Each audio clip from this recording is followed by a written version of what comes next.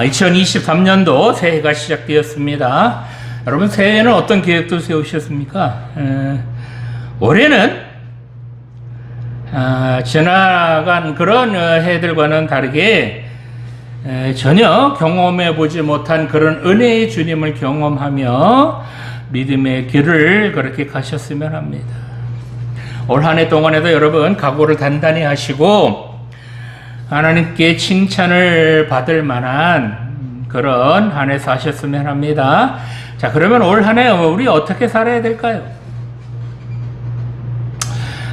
오늘 우리에게 주신 본문의 배경 잠깐 살펴보면 예수님께서 갈릴리에서 7병이어의 기적을 행하시고 난 후에 제자들을 데리고 느닷없이 이스라엘의 북쪽 끝인 가이사라 빌립보로 들어가셨습니다. 이 빌립보는 로마 쪽에 있는 그런 빌립보가 아니고요.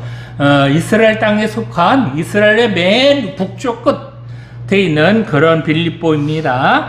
예수님께서 이 가이사라 빌립보에서 제자들에게 참된 제자도가 무엇이며 하나님의 자녀들은 어떻게 살아야 하는가 라는 것을 가르쳐 주셨습니다. 자, 예수님의 참된 제자가 되려면 우리 어떻게 해야 될까요?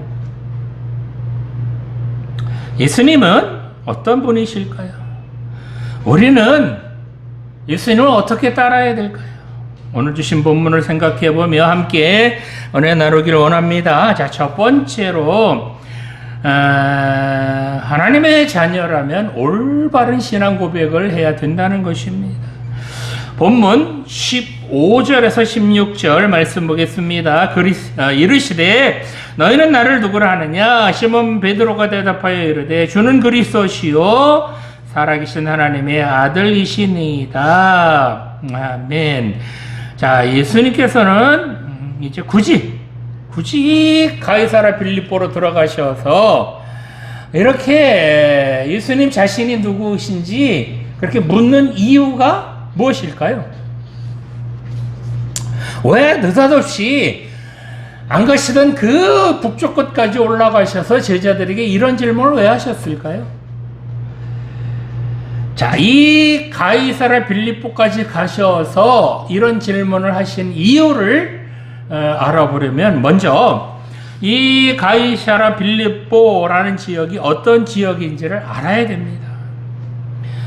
이 가이사라 빌립보는 이스라엘 북쪽 경계 끝인 헐몬산 남쪽에 있는 지역으로 이 요단강이 이곳에서부터 발원이 되고요. 그리고 구약 시대에는 바알가스로 불리던 그런 아주 우상이 들끓던 그런 지역이었습니다.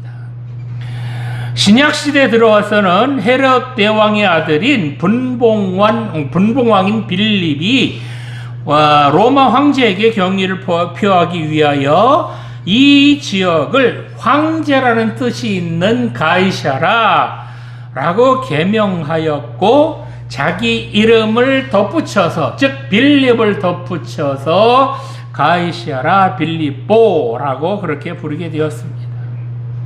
그래서인지 이 가이사라 빌립보 지역은 이방 우상이 들끓는 그런 지역이었고 뿐만 아니라 황제의 통치력이 그 어떤 힘이나 권력보다도 우선시되는 그런 곳이었습니다. 자, 그렇다면 예수님께서는 왜 이곳에 가셨을까요? 왜 하필이면 이런 곳에 가셨을까요? 예수님께서는 오늘 본문을 보니까 두 가지 질문을 하셨습니다. 먼저 예수님께서 먼저 뭐라고 물으시죠? 사람들이 인자를 누구라 하느냐라고 물으셨습니다. 여기서 인자라는 말은 원어로 보면 이게 사람의 아들이라는 말로 예수님 자신이 스스로를 낮추는 그런 겸손한 표현입니다. 이 질문은 예수님 자신이 사람들에게 어떤 평가를 받는지를 물어보신 것입니다. 자, 사람들이 예수님을 뭐라고 한다고요? 더러는 세례 요한이고 더러는 엘리야, 어떤 에레미야나 선지자 중에 하나다. 그렇게 말을 한다고 합니다. 자, 사람들이 그러면 왜 예수님을 이처럼 이런 선지자로 생각했을까요? 자, 사람들은 선지자 하면 무엇이 제일 기억에 남을까요? 바로 이 선지자들이 외친 하나님의 말씀, 그것을 사람들이 기억하기보다는 선지자들이 행했던 기적, 이적, 능력, 그런 것들을 먼저 사람들은 기억에 떠올립니다. 아, 선지자 하면, 엘리야 선지자 하면 불을 내려서 그렇게 이방신과 대결했던 그런 선지자지. 에레미야 대단한 선지자지. 세례 요한 예수님처럼 그 광야에서 그렇게 회개해라 이 독사의 자식들아라고 외쳤던 그런 멋있는 선지자지. 예수님도 그렇게 광야에서 외쳤으니까 혹시 세례 요한 아니에요? 이렇게 생각을 했다는 겁니다. 그런데 사람들의 기억 속에서는 선지자들이 행했던 그런 정말 간절히 선지자들이 외쳤던 그런 하나님의 말씀보다는 선지자들이 행했던 기적을 더 기억하고 있었습니다. 물론 예수님도 이런 선지자들처럼 선지자보다도 훨씬 더 많은 기적을 행하셨습니다. 그래서 사람들이 예수님을 이런 선지자 중에 한 사람인가 보다, 그런 선지자인가 보다 라고 생각했을 수도 있었습니다. 자, 그러자 예수님께서 다시 제자들에게 물으시죠. 이번엔 뭐라고 물으시나요? 너희는 나를 누구라고 하느냐? 너희는 나를 누구라고 하느냐, 생각하느냐라고 물으신 겁니다. 예수님께서 이렇게 제자들에게 물으신 의도는 사람들은 예수님을 그저 기적이나 베풀고 능력이나 보여주는 그런 선지자라고 생각하는데, 그런 선지자들 중에 한 사람 정도로 생각하는데, 그렇다면 너희들은 나를 어떻게 생각하느냐라고 되물으신 겁니다. 자, 그러자 이 예수님의 질문에 대해서 베드로가 먼저 대답을 합니다. 주는 그리스도시요 살아계신 하나님의 아들이시니이다. 이렇게 대답을 합니다. 베드로의 이 대답은 그동안 베드로가 했던 수많은 말들 중에서 가장 예수님의 마음을 흡족하게 했던 그런 대답이었습니다. 그야말로 100점 만점에 100점짜리 대답을 합니다. 자, 왜 이 베드로의 대답이 100점 만점에 100점이냐라면 바로 이 베드로의 고백은 아무나 고백할 수 없는 예수님의 정체성을 가장 잘 드러낸 그런 고백이었기 때문입니다. 자, 베드로가 예수님을 뭐라 그러죠? 주는 그리스도시요 살아계신 하나님의 아들입니다.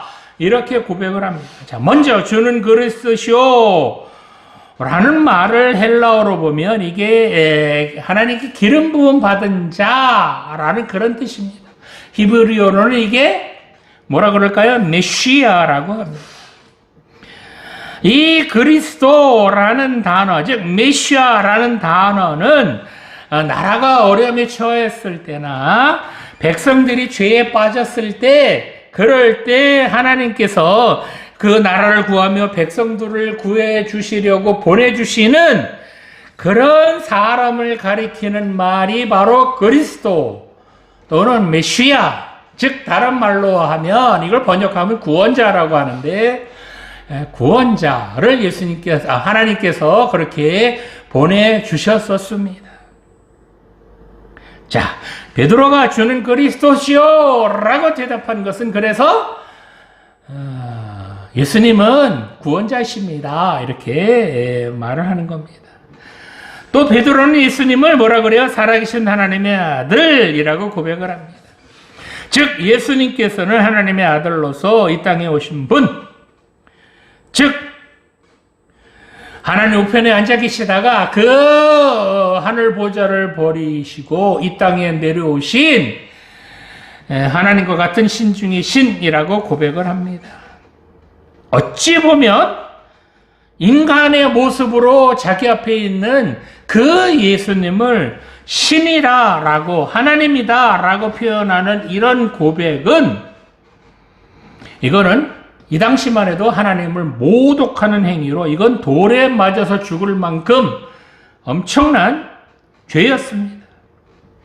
그런데 예수님의 반응을 보니까 너희 뭐 어떻게 그런 말 하냐?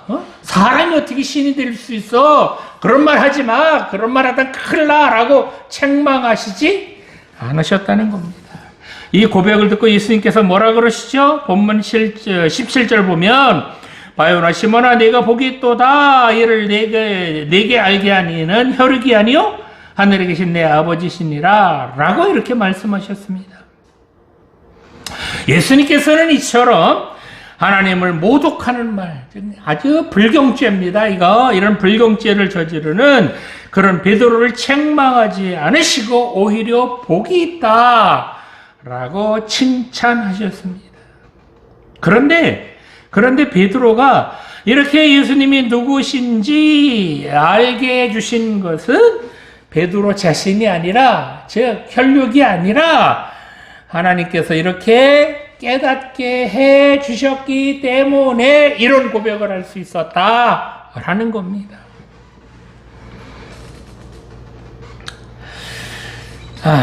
다른 말로 하면 베드로의 진심은 아니었다는 겁니다. 자, 이게 베드로의 진심이 아니었다는 게 곧 드러나죠, 이제? 자, 어쨌든 이 베드로의 신앙 고백은 갈릴리 바다 위에 배 한쪽 띄워놓고 혹은 디베레 언덕에서 석양을 바라보며 그렇게 평화로운 상태에서 그렇게 고백한 그런 고백은 아니라는 겁니다. 예수님께서는 당대의 황제의 가치관이 최고의 영향력을 자랑하던 그런 곳에서 정말 이방 신이 그 최고의 영광을 누리고 있던 그런 곳에서 그런 가이사라 빌립보 한가운데서 너희는 나를 누구라고 하느냐라고 제자들에게 이렇게 물으신 겁니다. 아니 이 땅에서는 황제가 최고라고 추앙을 받고 하나님 아닌 이방신들이 신들 중에 신이라고 그렇게 추앙을 받고 있는데 그러면 너희들은 나를 누구라고 생각하느냐 이렇게 물으시는 겁니다.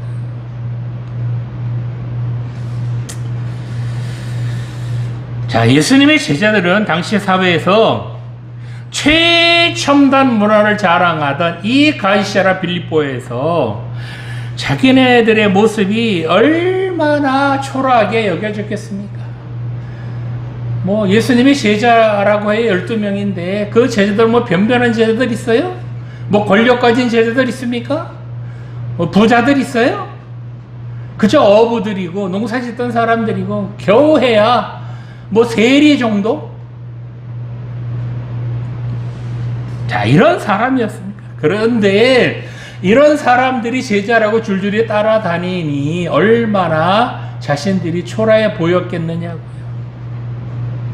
그런데 적어도 가이사라 빌립보 정도의 세상 영광 앞에서도 조금도 주눅들지 않고 당당하게 주님을 자랑할 수 있는 그런 신앙 고백을 할 줄 알아야만이 그래야 온 세상과 맞설 싸울 수 있는 강력한 교회를 그들의 신앙 고백 위에서 그렇게 세울 수 있게 하시며 그리고 그들에게 교회를 맡기실 수 있기 때문에 이렇게 당당하게 예수님께서 너희들은 나를 누구라고 생각하는지 한번 당당하게 말해봐라 라고 물으시는 겁니다. 자, 오늘도 주님께서는 바로 이 가이사라 빌립보 같은 이 화려한 세상에서 우리에게 묻고 계십니다.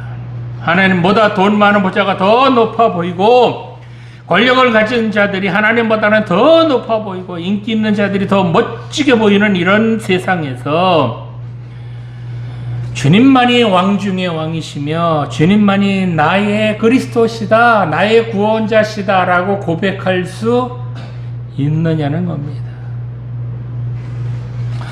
이런 세상의 가치관이 뿌리 깊게 내려박힌 이 황제의 땅, 이런 우상의 땅에서 베드로는 뭐라고 고백을 해요? 주는 그리스도시오 살아계신 하나님의 아들입니다 라고 고백했다는 겁니다.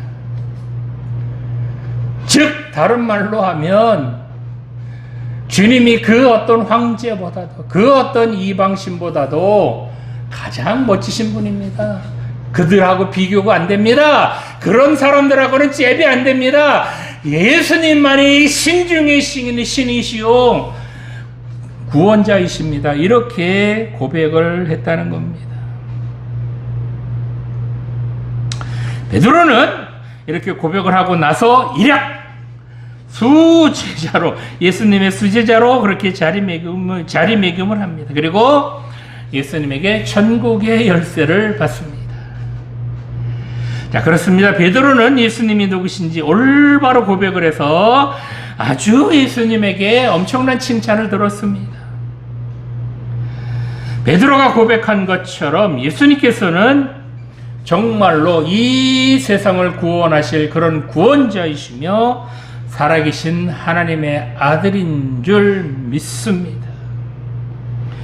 이렇게 올바른 신앙은 바로 예수님이 누구신지 올바로 깨닫는 것에서부터 올바른 신앙이 출발합니다. 여러분에게 예수님은 누구십니까? 바라옵기는 베드로처럼 이 예수님을 여러분의 구원자요 하나님의 아들로 고백하는 그런 우리 모두가 되시기를 간절히 소망합니다. 자, 두 번째로 하나님의 자녀들은 걸림돌이 아니라 바로 디딤돌이 되어야 한다는 것입니다. 본문 23절 말씀 보겠습니다. 예수께서 돌이키시며 베드로에게 이르시되 사탄아 내게로 물러가라 너는 나를 넘어지게 하는 자로다. 내가 하나님의 일을 생각하지 아니하고 도리어 사람의 일을 생각하는도다 하시고 아멘. 자, 본문 21절 말씀을 보면 베드로가 예수님 앞에서 멋진 고백을 하고 나자 예수님께서 뭐라 그러세요? 요때로부터 성경에 그렇게 나오죠. 자기가 예루살렘에 올라가 장로들과 대제사장들과 서기관들에게 많은 고난을 받고 죽임을 당하고 제3일에 살아나야 할 것을 제자들에게 비로소 나타내셨다라고 합니다. 내가 구원자이고 하나님의 아들인 것은 분명한데 내가 이제 붙잡혀서 십자가에 죽을 거야. 아주 처참하게 죽을 거야. 그런데 3일 만에 다시 살아날 거야. 이런 말을 했다는 겁니다. 자, 이 주님의 말씀을 듣자마자 베드로가 어떻게 해요? 예수님을 붙들고 항변하여 이르되 주여 그리 마옵소서 이 일이 결코 주에게 미치지 아니하리이다. 이렇게 말합니다. 여기서 이 항변하다라는 말은 예수님을 한쪽으로 끌고 가서 꾸중하며 타이르는 것, 그것을 항변하다라는 그런 말로 썼습니다. 즉 베드로는 예수님께서 십자가에 죽으실 것을 말씀하시자마자 예수님을 조용히 이렇게 한적한 것으로 조용히 한쪽으로 끌고 가서 예수님 그렇게 하면 어떻게 해요? 그렇게 하면 안 되잖아요 라고 예수님을 꾸중하고 타일렀다는 겁니다.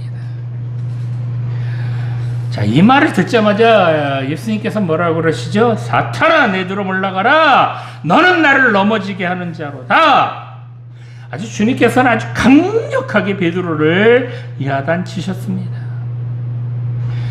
조금 전만 해도 주님께서는 베드로를 아주 입이 마르도록 그렇게 칭찬을 하셨지만 지금은 베드로에게 뭐라고 그래요? 사탄아 내 뒤로 물러가라 라고 아주 야단을 치셨습니다. 또 주님께서는 베드로에게 뭐라고 그러세요? 너는 나를 넘어지게 하는 자로다 라고 이렇게 말씀하셨는데, 여기서 넘어지게 한다라는 단어를 원어로 보면 이게 스칸달론이라고 하는 단어인데요. 이 스칸달론이라고 하는 단어는 이 영어의 스캔들이 이 단어에서부터 나온 거예요. 걸려 넘어지게 하다, 죄 짓게 하다라는 그런 의미입니다. 어떤 영화 배우나 TV에 나오는 사람들이 스캔들에 걸리면 다 걸려 넘어지잖아요. 그죠?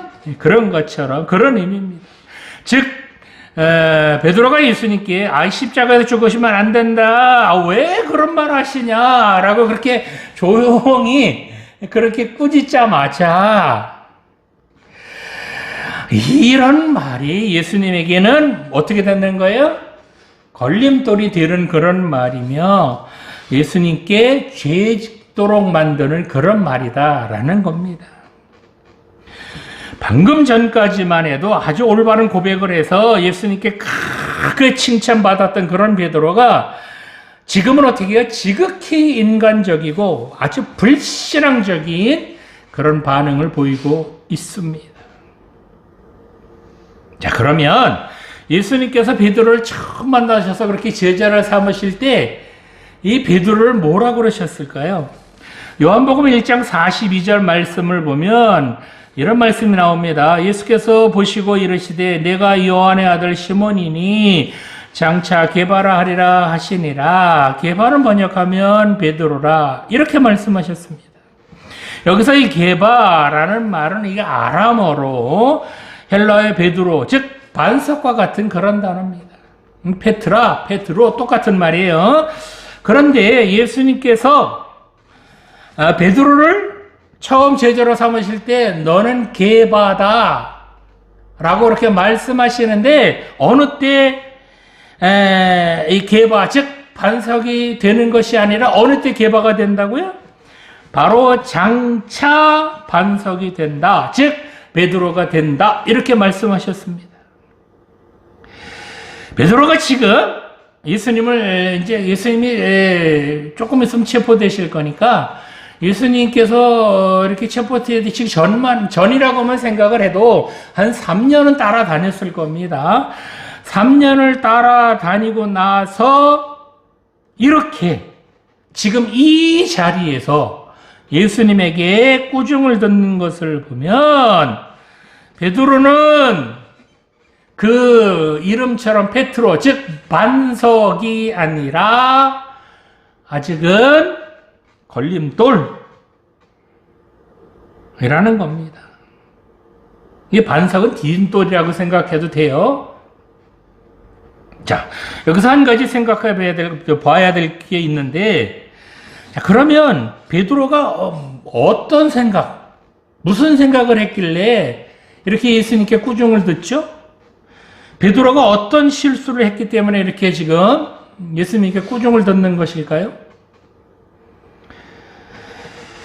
베드로는 주님께서 그리스도, 즉 구원자로 이 땅에 오셨다라는 거 믿었습니다. 이건 당연한 거죠. 주는 그리스도시오 이렇게 고백을 했잖아요. 그죠? 이건 당연히 칭찬받을 만하고요. 그런데 이 구원자로 오신 예수님께서 어떻게 그 구원을 이루어 가실까요? 여기서부터 차이가 나는 겁니다. 베드로는 주님께서 자기 나라를 억압하고 앞지 않은 그런 로마를 깨부시고 해방을 이루어 주시는 그런 구원자로 생각을 했다는 겁니다. 그래서 주님께서 체포되셔서 십자가에 달리실 때, 그럴 때 어떻게 베드로는 실망을 하고 예수님 우리 나라를 해방시켜 주실 분은 아니구나 라고 실망을 하고 그렇게 고향으로 돌아갑니다. 베드로는 예수님께서 자기들을 해방시켜 주시려고 오신 그런 구원자로 믿었는데 그저 한 마리의 힘없는 양처럼 십자가에 피 흘려 죽는 그런 모습을 보고 어지간히 실망했을 겁니다. 그리스도? 구원자?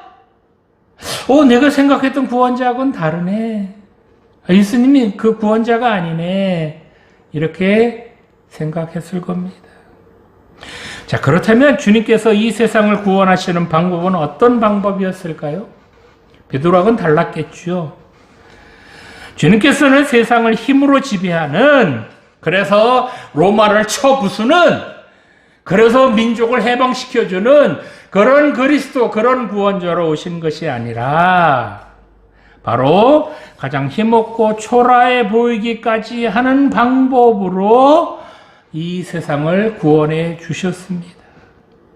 즉, 예수님께서는 인간의 외형적인 그런 문제들, 눈에 보이는 그런 문제들도 물론 해결해 주시지만 그것 때문에 오신 것이 아니라 인간의 근본적인 문제를 해결해 주시려고 이 땅에 오셨다는 겁니다. 인간의 가장 근본적인 문제가 뭐예요? 바로 죄의 문제입니다. 예수님께서는 이처럼 인간의 가장 근본적인 문제인 이 죄의 문제를 해결해 주시려고 이 땅에 오셨다는 겁니다. 자, 그러면 이 인간의 죄의 문제를 해결하는 방법이 무엇이었을까요? 총칼 들고 싸우는 거요? 돈 많은 거요? 그걸로 이 죄의 문제가 해결이 될까요? 그렇지는 않습니다. 바로 예수님께서, 하나님의 아들이신 예수님께서 십자가에서 피 흘려 죽으셔야만 이 인간의 근본적인 문제를 해결해 주실 수 있으셨습니다. 인간들의 모든 죄를 대신해서 예수님께서 십자가에서 피 흘려 죽으셔야 모든 인간들이 용서를 받을 수 있었기 때문에, 아니, 예수님께서 십자가에 죽는 이 방법 말고는 다른 방법이 없었기에 예수님께서 이제 나는 이제 곧 십자가에 달려 죽을 거다, 처참하게 죽을 거다 라고 비로소 제자들에게 말씀하셨다는 겁니다. 이런 주님의 뜻, 이런 주님의 그 간절한 마음을 베드로는 알지 못했다는 겁니다. 아니, 잠깐 주님께서 누구신지 하나님께서 깨닫게 해주셔서 그렇게 멋진 고백을 하기는 했지만 이건 베드로의 마음으로부터 나온 그런 고백은 아니었습니다. 그래서 아직 베드로는 자기 이름처럼 반석, 즉 페트로, 반석이 아니라 그저 주님을 걸려 넘어지게 하는 걸림돌일 뿐이었습니다. 자, 그렇다면 베드로가 걸림돌에서 반석이 되는 시점은 어느 때일까요? 여러분들도 베드로처럼 걸림돌에서 반석이 되는 그런 엄청난 은혜를 받으시기를 간절히 소망합니다. 그런 인생의 전환점이 여러분에게도 있기를 간절히 소망합니다. 자, 베드로가 어느 시점에 이렇게 걸림돌에서 반석이 되었을까요? 자, 예수님께서 십자가에 죽으셨다가 3일 만에 다시 살아나셔서 디베라 바닷가에서 물고기나 잡고 있는 그 베드로를 찾아가셨습니다. 그리고 주님께서 베드로에게 물으시죠. 3번씩 물으십니다. 네가 나를 사랑하느냐? 베드로는 그렇게 묻는 주님에게 내가 주님 사랑하는지 주님 아시잖아요. 이렇게 대답을 하지만 주님께서 묻고 또 물으십니다. 3번씩이나 물으셨습니다. 자, 요한복음 21장 17절을 보면 이렇게 예수님께서 3번째 물으실 때에 베드로가 근심했다라고 나옵니다. 이 근심했다라는 단어는 걱정하다, 근심하다라는 그런 뜻도 있지만 지난 날을 되돌아보다 회개하다라는 그런 의미도 있습니다. 즉 베드로는 주님의 이 3번째 질문에 자기의 지난 날을 되돌아보며 진심으로 회개했다는 것입니다. 그리고 좀 전에 두 번씩이나 주님, 내가 주님 사랑하는지 아시잖아요. 그렇게 대답했던 그런 때와는 다르게 떨리는 목소리로 3번째로 대답을 합니다. 주님, 내가 주님 사랑하는 줄 주님께서 아십니다. 이렇게 대답을 합니다. 이렇게 베드로가 진심으로 회개하며 그렇게 대답을 하자 주님께서 이런 베드로에게 다시 제자로서 많은 사람들을 하나님께로 돌아오게 하는 그런 사명을 맡겨주셨습니다. 이때부터 베드로는 스칸달론, 즉 걸림돌이 아닌 그 이름처럼 페트로, 즉 반석으로 다른 사람들을 주님께로 인도하는 그런 디딤돌이 되어서 그렇게 복음을 전하다가 순교합니다. 오늘 예배 드리시는 청년 여러분, 여러분들은 지금 다른 사람들을 걸려 넘어지게 하는 걸림돌이십니까? 아니면 다른 사람들을 주님께로 인도하는데 그렇게 발판이 되는 멋진 디딤돌이십니까?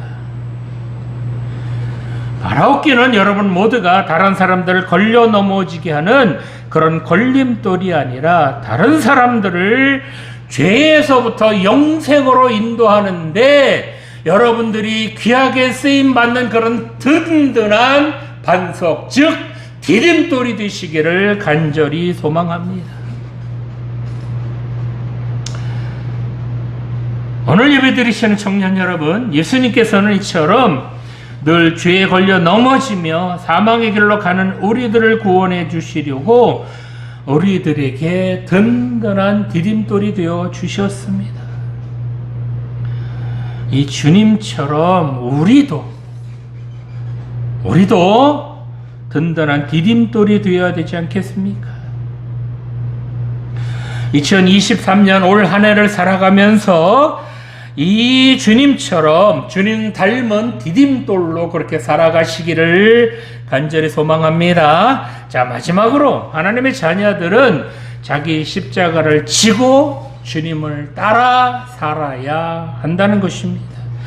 본문 24절 말씀 보겠습니다. 이에 예수께서 제자들에게 이르시되 누구든지 나를 따라오려거든 자기를 부인하고 자기 십자가를 지고 나를 따를 것이니라. 아멘.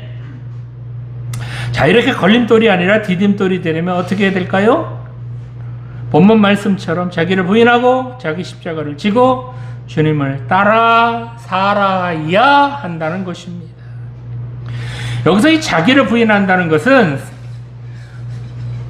자기가 똑똑하다는 사실, 자기가 멋지다는 사실, 자기가 건강하다는 사실, 자기가 힘이 있다는 이런 사실, 그런 모든 것들을 다 부인하고 그런 것들을 인정하지 않고 그뿐만 아니라 어떤 요구나 어떤 유혹을 허락하지 않고 물리치는 행동을 나타내는 말이 자기를 부인한다라는 그런 말입니다. 즉 자기를 부인한다는 것은 먼저 자신의 의지와 자신의 뜻을 부정하고 또한 자신의 욕구와 육체의 유혹을 허락하지 않고 단호히 물리치는 적극적인 행동을 가리키는 말입니다. 뿐만 아니라 자기 일을 부인한다라는 것은 이전에 섬기던 세상 주인, 세상에서 주인 삼았던 그런 것들의 관계를 완전히 다 청산하고 자기의 참 주인이신 주님께로 돌아오는 행위를 말하기도 합니다. 또 본문에 나오는 자기 십자가를 진다는 것은 주님을 따름으로써 생겨나는 온갖 고난뿐만 아니라 죽음까지도 각오하는 것, 그런 헌신된 마음을 뜻하는 그런 말입니다. 이 본문에 나오는 24절에 나오는 부인하고 또 지고 따른다, 쫓는다 이런 단어를 보니까요, 이 동사로 나오는데 모두 다 명령형으로 나옵니다. 즉 주님의 이 말씀은 해도 되고 안 해도 된다 라는 그런 것이 아니라 무조건 해야 된다 라고 하는 주님의 명령이라는 겁니다. 왜냐하면 이렇게 자기 십자가를 지고 자기를 부인하고 주님을 따라가야, 그래야 걸림돌이 되지 않고 디딤돌이 될 수 있기 때문입니다. 베드로도 마찬가지였었죠. 걸림돌이 되는 것은 바로 자기의 정욕과 욕심을 그대로 드러내고 그 욕심대로 정욕대로 살았기 때문에 걸림돌이 되는 겁니다. 즉 자기 정욕과 욕심을 십자가에 못 박지 않고서는 여전히 걸림돌로 살 수밖에 없다는 겁니다. 이렇게 자신이 걸림돌이 되면 다른 사람들도 걸려 넘어지게 할 뿐만 아니라 자기 자신도 넘어질 수밖에 없게 된다는 겁니다. 오늘 예배 드리시는 청년 여러분, 오늘 예배 드리는 이 자리가 바로 부활하신 주님을 만나서 걸림돌에서 디딤돌이 된 그 베드로가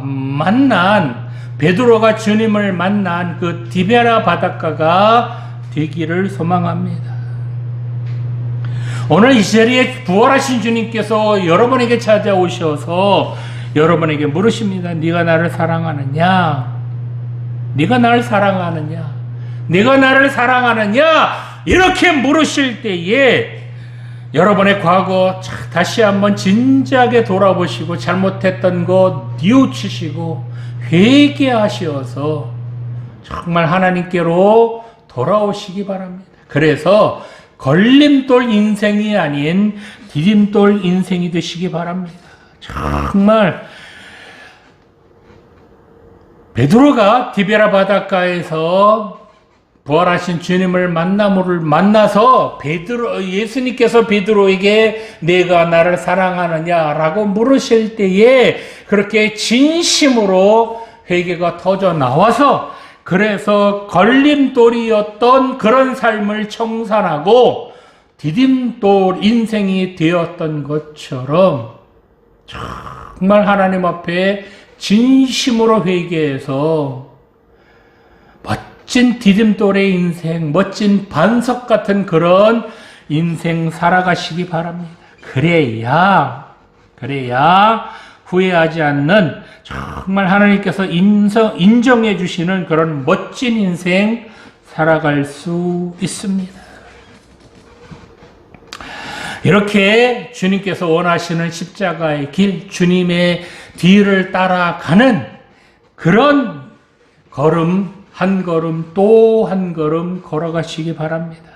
이렇게 믿음의 길, 십자가의 길을 한 걸음 또 걸어갈 때에 주님께서 여러분과 동행해 주시어서 생명의 길, 의의 길로 인도해 주실 줄 믿습니다. 2023년도도 주님께서 우리와 함께 주시어서 우리를 이 십자가의 길, 이 믿음의 길에서 승리하도록 우리를 도와주시고 우리와 함께 해주시고 우리와 늘 동행해 주실 줄 믿습니다. 이 주님 손 붙잡고 가셔서 2023년도 한 해도 승리하는 우리 모두가 되시기를 간절히 소망합니다. 기도드리시겠습니다. 지금도 살아계신 하나님 아버지, 2023년도 새해를 시작하며 올 한 해를 어떻게 살아야 할지 생각해 보게 하시니 감사드립니다. 새해를 살아가면서 올바른 신앙 고백을 하며 살아가게 하여 주시옵소서. 올 한 해를 살아가면서 다른 사람들을 걸려 넘어지게 하는 그런 걸림돌 인생이 아니라 다른 사람들을 신앙의 길로 인도하는 든든한 디딤돌 인생으로 살아가게 하여 주시옵소서. 또 올 한 해를 살아가면서 나를 부인하고 내 십자가를 지고 주님 따라 그렇게 살아가게 하여 주시옵소서. 그래서 올 한 해도 하나님께서 칭찬해 주시는 그런 멋진 한 해가 되게 하여 주시옵소서. 올 한 해 동안에도 하나님께서 우리들과 동행하여 주시고 인도하여 주시고 지켜주실 줄 믿사오며 예수님의 이름으로 기도드립니다. 아멘.